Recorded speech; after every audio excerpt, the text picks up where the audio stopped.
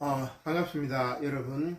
이제 둘째 주 눈의 역사 지옥에서 선함까지 두 번째 시간입니다. 영화 블라인드 영화 우리 지난 시간에 봤죠. 또 이제 설명을 들었습니다. 그래서 눈의 장점과 단점 뭐 이런 것들을 생각해보고 사랑하는 사람을 위해서 내가 눈을 잃을 수 있을까 뭐 이런 고민들 우리가 함께 오프라인이면은 함께 토론도 하고 좀 재미나게 할 수 있는데 일단 여러분 그렇게 한번 생각을 해보시고, 자, 오늘은 이제 철학 이야기를 조금 하려고 합니다. 눈의 역사 첫 번째 시간으로 눈의 역사에 대한 이야기를 시작하려고 합니다. 사람만이 보는 것을 통해서 사유를 하죠. 여러분 생각을 어떻게 해요? 보는 것을 통해서 사유를 합니다. 물론 이제 보지 않고도 사유를 할 수 있지만 대부분 사람들은 어떤 사건을 보고 그 사건에 대해서 생각을 합니다. 사람을 보고 그 사람에 대해서 생각을 하는 거죠. 보는 것을 통해서 사유를 합니다. 따라서 인식의 전제 조건인 보는 것이 없다면 인간의 모든 사유, 역사, 문명은 불가능할 것입니다. 히브리인들은 그 청각을 통해서 사유를 하는데 그리스 사람들은 시각을 통해서 사유를 하게 됩니다. 그래서 그리스어에 보면 나는 안다, 오이다 라고 있습니다. 이 헬라어 표기인데 영어 알파벳 표기로 하도록 하겠습니다. 오이다 라는 말은 나는 안다는 말입니다. 근데 이 말하고 에이돈하고 같은 의미입니다. 에이돈은 나는 본다의 과거로 나는 보았다라는 말과 같은 뜻입니다. 즉 보는 순간 안다. 보는 것이 아는 것, 감각작용이 바로 인식작용으로 이어진다는 의미를 함축하고 있습니다. 우리 지난번에 그 인문학의 치유가능성 철학 이야기할 때 플라톤과 아리스토텔레스가 라파엘로 학당의 그 그림의 중심에 이렇게 위치되어 있다고 했죠. 그리고 플라톤은 손을 위를 향하고 티마이오스라는 천문학 책을 갖고 있었다고 이야기를 했습니다. 자, 그래서 티마이오스에서 플라톤은 시각을 가장 중요한 감각이라고 부르며 자연계에 대한 가장 명확한 지식은 시각에서 나온다. 인간은 시각을 통해 재반 지식과 지혜를 얻는다고 생각을 했습니다. 그래서 플라톤에게 있어서 시각은 본다는 것은 안다는 것이고 가장 중요한 감각이죠. 자, 오늘 우리가 이야기할 게 이제 플라톤의 이데아 이야기인데, 플라톤의 이데아는 여러분 너무 많이 들어봤을 겁니다. 이 플라톤의 이데아는 내가 보다, 호라오라는 동사입니다.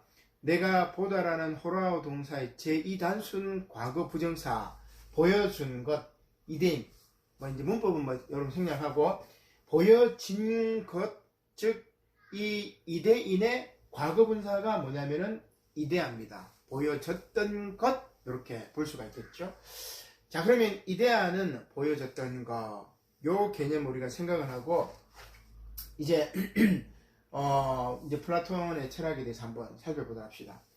플라톤 철학은 이데아 철학이죠. 이데아 철학을 빼고 나서는 플라톤 우리가 거의 이데아 철학이 전체라고 이야기를 할 수가 있습니다.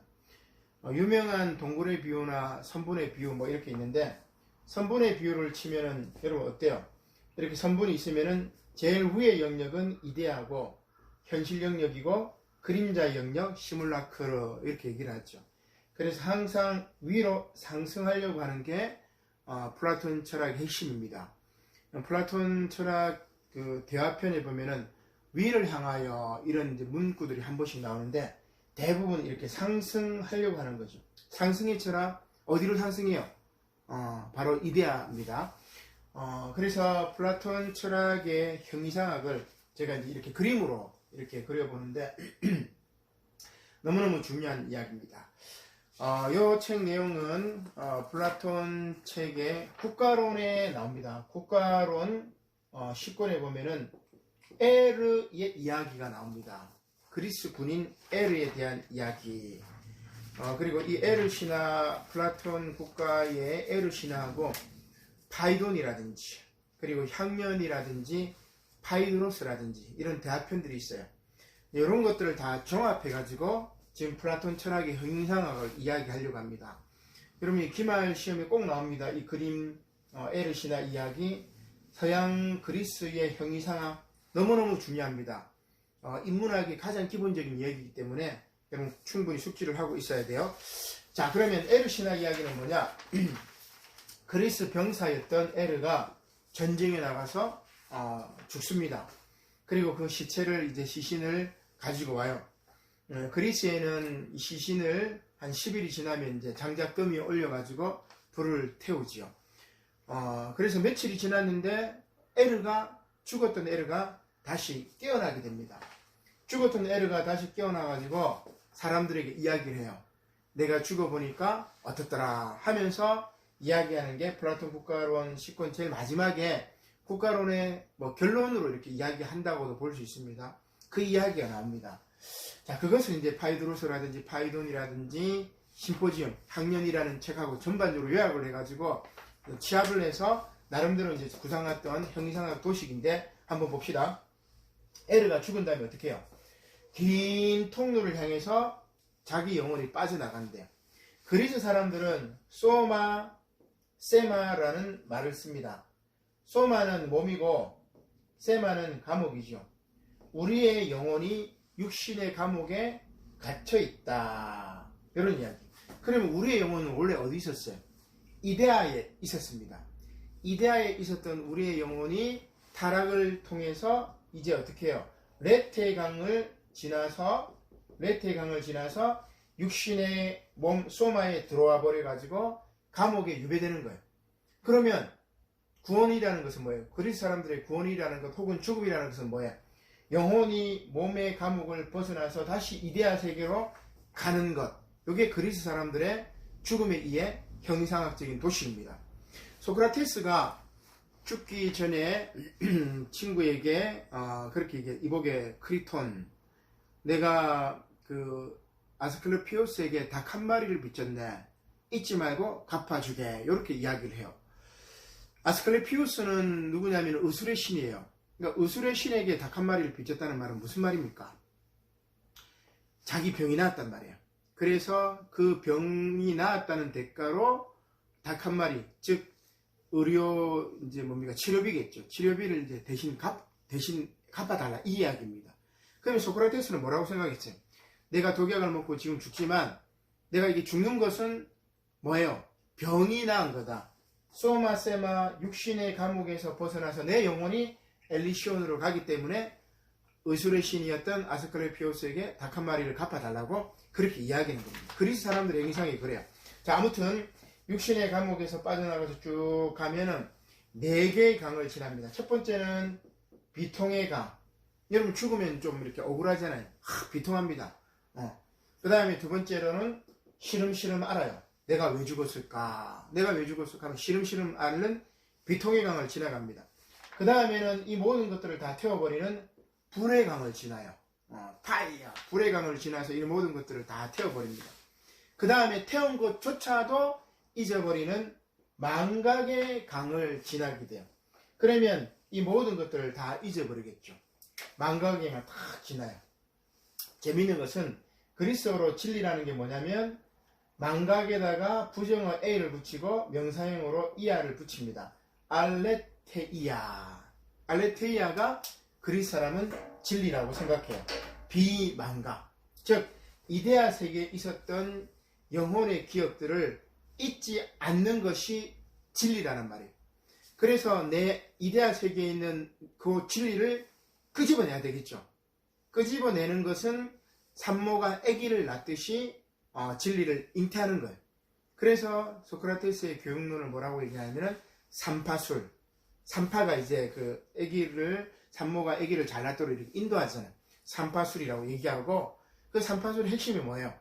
대화를 통해서 너 자신을 알게 하고 대화를 통해서 잊어버렸던 망각되었던 레테의 강에 빠졌던 그 기억들을 알레테이아 하는 것이 바로 진리의 이해라고 이야기를 할 수 있습니다. 자, 아무튼 레테의 강을 지나서 모든 것들을 다 망각해요. 그 다음에 쭉 가니까 넓은 벌판이 나오는데 이 벌판에 3명의 재판관이 앉아 있는 거예요. 그러면서 이 재판관이 이제 판결을 내립니다. 너는 이 세상을 살면서 철학적인 삶을 살았느냐? 필로스 소피아. 필로스는 필레아라고 얘기해요. 사랑하다. 뭐를 사랑해? 소피아. 지혜를 사랑하다. 그래서 철학이라는 말은 필로소피라고 얘기를 하죠. 철학. 지혜를 사랑하는 학문이 철학입니다. 너는 이 세상 살면서 필로소피아를 했느냐? 지혜를 사랑했느냐? 네, 그렇습니다. 그러면 너는 오른쪽 위로 가. 오른쪽 위는 어디예요? 엘리시온, 이데아의 세계입니다. 자, 그 다음에 너는 또 도덕적인 삶을 살았느냐? 소크라테스에게 있어서는 중요한 것은 도덕적인 삶입니다. 예, 제가 도덕적인 삶을 살았습니다. 그러면 너는 오른쪽 위로 이데아 세계로 가. 이렇게 되는 거예요. 이데아를 세계를 다른 말로 하면 엘리시온이라고 얘기해요. 엘리시온은 여러분 처음 들어보는 게 아니에요. 옛날에 그 맷 데이먼인가 엘리시움이라는 영화도 있었어요.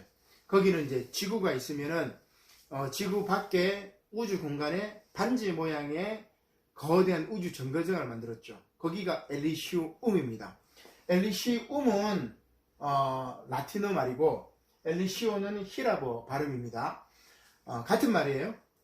프랑스어로는 엘리제라고 할 수 있겠죠. 엘리제 궁. 그러면 이 엘리시온이나 엘리시움이라는 뜻은 뭐냐면 행복한 사람들의 섬이라는 뜻이에요. 원래 이제 그리스 사람들이 처음에는 생각하기를 저 지중해 바다 바깥에 보면은 행복한 사람들의 섬이 있었을 거야. 우리나라 문학에도 이어도라는 단편 소설이 있는데 비슷한 맥락이에요. 그 행복한 섬에는 이제 영웅들이 갈 거야. 그러다가 나중에 어떻게 해요? 죽은 사람들이 가는 곳이야. 그러다가 내세 신앙으로 바뀐 겁니다. 이게 엘리시온이 그 뜻이에요. 자, 아무튼 이러한 프랑스에도 보면은 상젤리제라는 말이죠. 오 상젤리제, 오 상젤리제. 그 상젤리제 거리에 쭉 개선문 쪽에 양쪽으로 이제 그 상점들이 쫙 깔려 있는데 명품 화장품이나 향수를 파는 곳이겠죠. 상젤리제는 무슨 말이냐면 엘리시온의 거리, 행복한 사람들의 거리입니다. 명품 이제 화장품을 사면서 행복한 사람과 뭐 프랑스 그 개념하고는 다르겠죠. 아무튼 철학적인 삶을 사는 사람, 도덕적인 삶을 살았던 사람이 바로 이 엘리시온에 간다고 이야기를 하게 됩니다. 자, 그 다음에 그러면 철학적인 삶을 살지 못하고 도덕적인 삶을 살지 못한 사람들은 어디로 가느냐? 너는 왼쪽 아래로 가라. 무슨 강을 지나서? 스틱스 강을 지나서 너는 하데스로 가라. 다른 말로 타르타로스, 하데스. 제우스가 있었고 하데스가 있었고 그 다음에 바다의 신이었던 포세이돈이 있잖아, 그죠? 그 다음에 이 타르타로스의 주신은 하데스입니다. 이 땅의 지옥의 주신이겠죠? 하데스가 있는 타르타로스로 가서 너는 고통을 받아라. 이런 이야기입니다. 그러니까 오른쪽 위로, 왼쪽 아래로. 근데 에르는 어떻게 된 거예요? 자, 다시 한번 생각해 봅시다. 여러분 도덕적인 삶을 살아요? 지혜로운 삶을 삽니까? 그렇진 않죠. 그렇다고 여러분들이 막 악을 행하고 또 나쁜 일만 하고 그렇진 않죠. 저나 여러분들이나 애매모호하게 살아요. 그런 사람들이 어디 가냐면은 왼쪽 위로 가요. 그리고 다시 어디로? 환생하게 되는 겁니다. 환생하게 되는 거예요. 그래서 에르가 요 실상을 보고 다시 돌아와서 여러분 우리가 필로소피아를 해야 되고 도덕적인 삶을 살아야 됩니다 하면서 그리스 사람들에게 이야기하고 플라톤의 국가론도 뭐예요? 이렇게 정의로운 삶을 살아야 됩니다 하면서 결론을 맺는 거죠. 자, 이게 이제 그리스 사람의 형이상학이고, 자, 여기서 중요한 거는 엘리시온, 즉 이데아로 가는 방법이 두 가지가 있습니다. 가는 방법이 두 가지가 있는데 여기 이제 화살표로 제가 그려놨죠. 상승하는 게 있고 하강하는 게 있어요. 상승하는 것은 그리스 철학에서 뭐라고 하냐면은 에로스, 노력. 에로스도 사랑이라는 말인데 노력이고, 그 다음에 하강하는 것은 신적인 힘이 나에게 뭔가를 주는 겁니다. 그것을 마니아라고 이야기합니다. 테이야, 신적인 마니아. 마니아는 뭐예요? 광기라는 말이에요. 신이 나에게 광기를 줘요. 근데 이 광기는 나쁜 의미는 아니에요. 신이 나에게 이제 광기를 주니까 어떻게 보면은 이제 신이 이제 나에게 임해가지고 뭔가 이제 초월 경험을 한다, 뭐 이렇게 보셔도 될 것 같아요. 자, 그러면 에로스로 가는 방법이 몇 가지가 있느냐면 그리스 사람들은 네 가지를 이야기합니다. 첫 번째, 명지적 에로스. 제우스 신을 통해서 명지적이라는 말은 지혜를 사랑한다는 말입니다. 자, 두 번째는 투쟁적 에로스. 투쟁적 하면은 그리스 신 중에 누가 생각나요? 아레스. 군인, 그죠? 아레스 신을 통해서 투쟁적, 그러니까 열심히 노력하면 내가 이제 간다는 말이죠. 그 다음에 세 번째는 헤라. 헤라는 군주적 에로스입니다. 헤라는 이제 제우스의 부인으로 모든 어떤 이제 신들의 뭐 여왕이라고 볼 수 있겠죠. 이런 군주적 에로스. 내가 이제 권력을 통해 가지고 에로스, 엘리시온으로 갈 수 있다. 뭐 이렇게 볼 수 있겠습니다. 또 하나는 이제 아폴론 신을 통해 가지고 갈 수 있는데 이것은 뭐냐면 봉헌적 에로스라고 이야기합니다. 봉헌적이라는 것은 이 헌신한다는 말이죠. 종교적 헌신을 통해서 내가 엘리시온 갈 수 있어. 자, 불교로 말하면 이제 이 자력 구원이라고 할 수 있어요. 내가 열심히 돌을 닦아가지고 구원받는다. 이런 이야기예요. 반면에 타력 구원이 있습니다. 테이야 마니아 신적 광기를 통해서 내가 엘리시온에 갈 수 있다. 이런 이야기가 나오죠. 이것도 네 가지입니다. 하나는 누가 주는 광기냐? 아폴론 신이 주는 광기입니다. 아폴론 신, 여기도 아폴론 신이고, 아폴론 신은 예언과 전복적 광기입니다. 그러니까 아폴론 신이 주는 광기를 통해서 내가 엘리시온으로 갈 수 있어. 그 다음에 두 번째가 뭐냐면 디오니소스. 디오니소스 신은 여러분 잘 아시죠? 포도주의 신인데 제의적 광기, 정화적 광기. 디오니소스는 비극하고도 연결됩니다. 디오니소스 제전 때 비극 공연을 했어요. 지난 우리 문학 얘기할 때 소포클레스라든지 에우리피데스라든지 그 다음에 아이스킬로스라든지 그런 비극 작품을 디오니소스 춘분제 축제 때 공연했단 말이에요. 이제 그 비극 공연을 보면서 카타르시스를 느끼는 게 문학의 치유 가능성이라고 말씀드렸잖아요. 그러면 뭡니까? 디오니소스를 통해서 제의적, 전복적, 정화적 광기를 통해 가지고 내가 엘리시온에 갈 수 있다. 요 얘기입니다. 그 다음에 또 하나는 뮤즈 여신이 있어요. 뮤즈. 무사이라고 얘기해요. 라틴어로는. 이 뮤즈 여신은 9명의 여신인데 제우스가 타이탄족들하고 전쟁해가지고 이긴 다음에 기억의 여신, 무네모시네라고 얘기합니다. 거기서 이제 메모리라는 말이 나왔죠. 이 무네모시네 신하고 관계를 맺어서 낳은 딸 9명이 바로 뮤즈 여신입니다. 서사시의 여신, 서정시의 여신, 음악의 여신, 뭐 이렇게 9명 여신이 있는데 이 뮤즈 여신을 통해서 내가 엘리시온으로 갈 수 있어. 이 말은 무슨 말입니까? 음악이나 시를 통해서, 예술을 통해서 내가 이데아 세계 엘리시온으로 갈 수 있다. 마지막은 그리스 신들이 다 나왔어요. 빠진 신이 있죠. 사랑의 여신, 아프로디테 여신. 이 아프로디테 여신, 사랑 미의 여신이죠. 비너스라고 이야기를 합니다. 이 미의 여신은 연결이 뭐가 돼요? 사랑입니다. 신이 나에게 주시는 사랑의 광기를 통해서 내가 엘리시온에 갈 수 있어. 요 얘기예요. 자, 여러분 놀랍죠? 그리스는 다신 세계입니다. 다신교입니다. 제우스로부터 아레스, 헤라, 아폴론, 디오니소스, 무사이, 뮤즈 여신들, 아포로디테 이런 자기들이 섬기는 신들을 통해서 그 신들이 나에게 주는 테이야, 마니아, 광기를 통해서 내가 엘리시온에 갈 수 있다.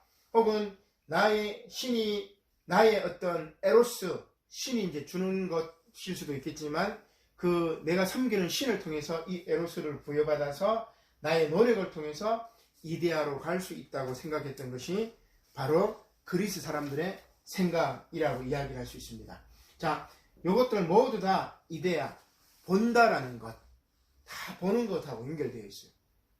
그래서 보는 것은 기억하는 것이고, 상기하는 것이고, 구원받는 것이고, 보는 것은 아는 것이고, 이게 그리스 사람들의 시각중심주의 생각이고, 반면에 히브리 사람들, 서양 철학의 근간은, 이 서양 역사의 근간은 헬레니즘하고 그리스 헬레니즘하고 헤브라이즘 두 가지잖아, 그죠?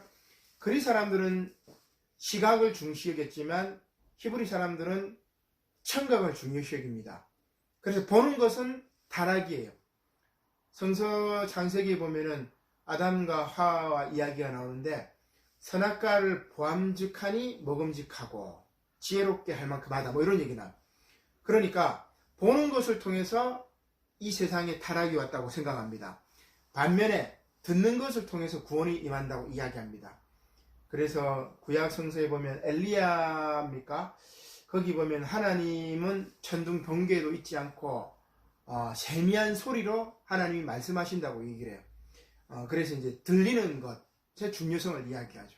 그래서 서양 문화가 보는 것이냐 듣는 것이냐, 요 두 가지를 통해서 헬레니즘과 헤브라이즘으로 연결되고, 그리스 철학은 보는 것이 중요하죠. 나는 안다라는 말이 나는 본다라는 말과 연결되고, 이데아라는 말도 다 보여진 것이라는 것이고, 이 이데아 세계로 가려고 하는 것들이 서양 철학의 근간이고, 자력이든 타력이든 모든 그 서양의 어떤 종교나 철학이나 이 에르신화에 다 이렇게 포함된다고 볼 수 있습니다. 불교의 윤회사상도 이게 포함이 되죠. 그래서 이 에르신화는 불교와 기독교 행위상학 전체를 포괄하고 있는 굉장히 인문학적으로 중요한 내용이라고 할 수 있습니다. 이 내용은 제가 아까 말씀드린 것처럼 바이드로스라든지 그 다음에 향년이라든지 바이돈이라든지 국가론 이런 것들을 종합적으로 이렇게 이제 설명한 거니까 여러분 꼭 기억하시고 기말에 나오면 여러분 충분히 쓸 수 있도록 그렇게 해주시길 바랍니다. 고맙습니다.